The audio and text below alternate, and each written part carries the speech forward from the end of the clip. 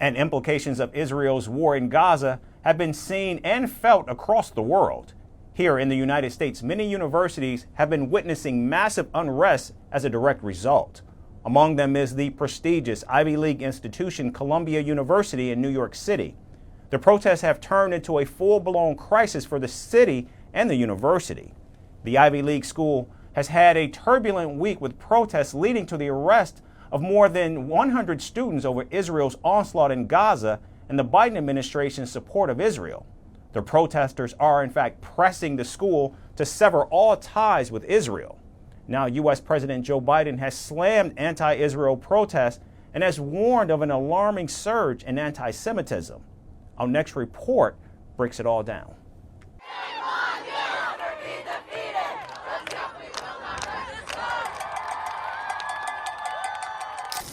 For centuries, universities in the United States of America have been a focus of intense cultural debates. Among them is the prestigious Columbia University in the city of New York.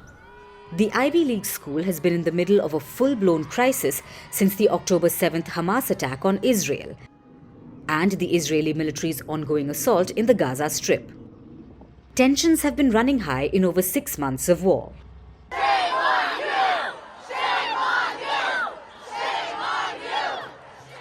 But in recent days, the situation at Columbia has escalated.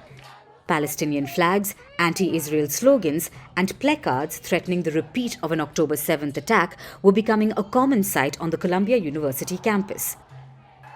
On Sunday, US President Joe Biden warned of an alarming surge of anti-Semitism. Biden's statement was tied to the Jewish holiday of Passover, but had a clear reference to the events that unfolded at the Columbia University in the past week. Silence is complicity, Biden's statement read. Even in recent days, we've seen harassment and calls for violence against Jews. This blatant anti-Semitism is reprehensible and dangerous, and it has absolutely no place on college campuses or anywhere in our country.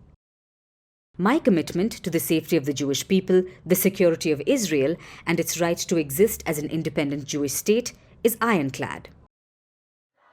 Sunday marked the 5th day of protests at the Ivy League school. Students have been camping out overnight on the school's lawns. Pro-Palestinian supporters at the university want the school to sever all ties with Israel.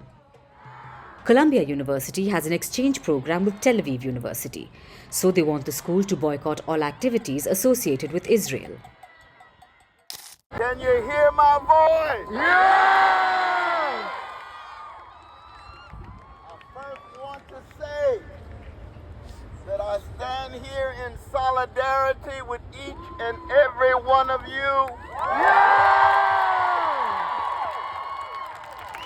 Because we are in solidarity with human suffering, especially when it is imposed by human beings, and I'm talking about the indescribable genocide of our precious Palestinians in Gaza. The pro-Palestinian stand by many students has drawn accusations of anti-Semitism. The White House also condemned calls for violence and physical intimidation targeting Jews on campus.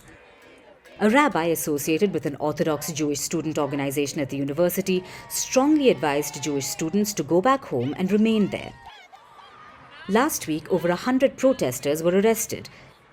This happened after the university president, Nemat Shafiq, requested police intervention to disperse the crowd.